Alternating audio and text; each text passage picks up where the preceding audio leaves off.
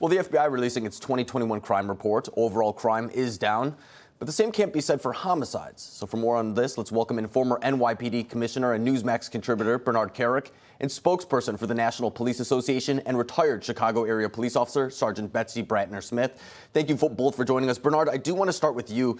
The FBI's annual crime report says that murders continued to increase by 4.3% in 2021. That's on top of almost a 30% spike in the previous year.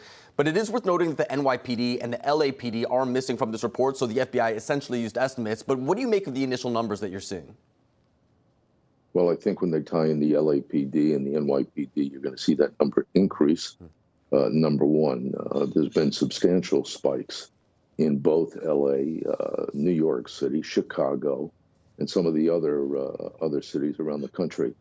The bottom line is when you have governors that implement bail reform laws and prosecutors that do not prosecute and mayors that defund, you're going to see things like this. The more violence, the more shootings, the more murder. And it's going to continue to rise until these mayors and governors put in real leadership, give the cops the resources they need. You know, when you defund, you take away the cops' manpower, their training, their resources, their equipment. It's got to stop. And until it stops, you're going to continue to see things like this. And Betsy, it's not just New York, it's not just Los Angeles. Just in Chicago, police say that a man walked into a police station ranting anti-police rhetoric, pointing a gun at an officer before he was taken down by police. You are a former Chicago police officer, so what do you make of not only these incidents, but really why do people feel so emboldened to take these types of actions?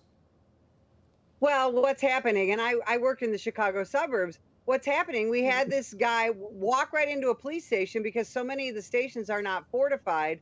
He was able to pull out a gun, start pointing it at officers. A week ago, a man walked into SWAT training in a Chicago district station and started picking up firearms. Fortunately, they were unloaded.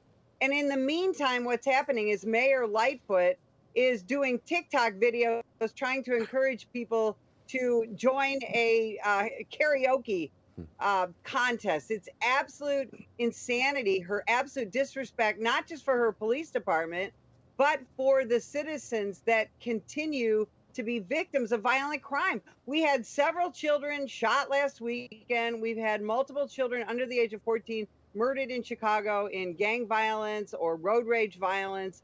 It's horrific. And, you know, and now, of course, now we have violence on college campuses, the situation at Marist University. And we just had a family of 4 kidnapped and murdered in a town of 86,000 people in California. When are people going to get tired of it? I know law enforcement is tired of it. We want to do something about it. Right. Violent crime is wrong no matter where it takes place. But you mentioned that it is spreading beyond the places that have typically been the hotbeds of crime. Bernard, I want to get your input on this. There was that Purdue University student killed in his dorm room, a father that was shot and killed in the lobby of a hotel visiting Marist College, with one suspect at the scene of another homicide in that area just back in August. So how do we get people off of the streets and stay off of the streets? A lot of these people, multiple offenders. Well, you know what? You just hit the key to this.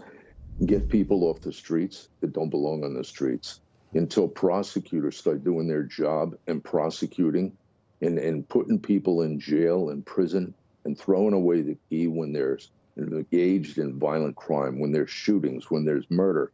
We have people that are involved in violent shootings that are out on the street the next day, 2 days later. That's completely insane. That stuff didn't happen under Rudy Giuliani in New York City, and that's why we saw a 65% reduction in violent crime, a 70% reduction in murder. You're not going to stop this stuff until prosecutors start doing their job. And in a lot of these cities, like Chicago, you have these radical left-wing prosecutors, and you have mayors that are not holding them account to do their job. Yeah, and of course, that's at the very top, the people making those decisions. But even at the people who are actually dealing with the violent crime firsthand, they often feel that they're not getting the support they need. In fact, law enforcement deaths in the line of duty resulting from felonious acts increasing by 58% in 2021. So, Betsy, what do you make of this? I mean, is that a product of maybe defund calls, things like that? They're not getting the funding they need. What's really the driving force behind that? Do police not have the resources that they need? Well, what we're seeing around the country is the constant vilification of American law enforcement when officers do their job but are forced to use force against someone.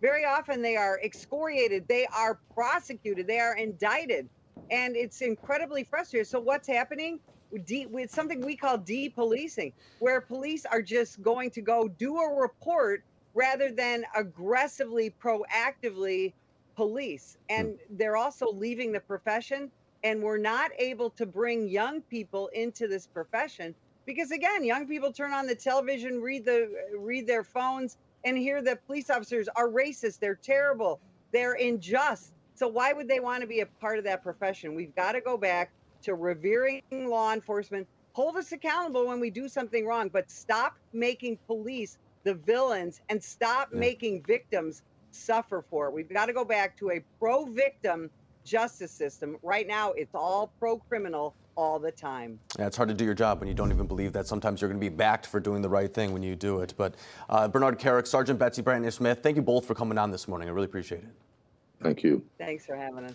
No crooked establishment. None of that twisting the truth. No talking down to me. Don't tell me how to think. Don't tell me how to think. Don't tell me how to think. I trust Newsmax. Newsmax. They don't tell me how to think. They let Let me decide. Newsmax. real news For real people.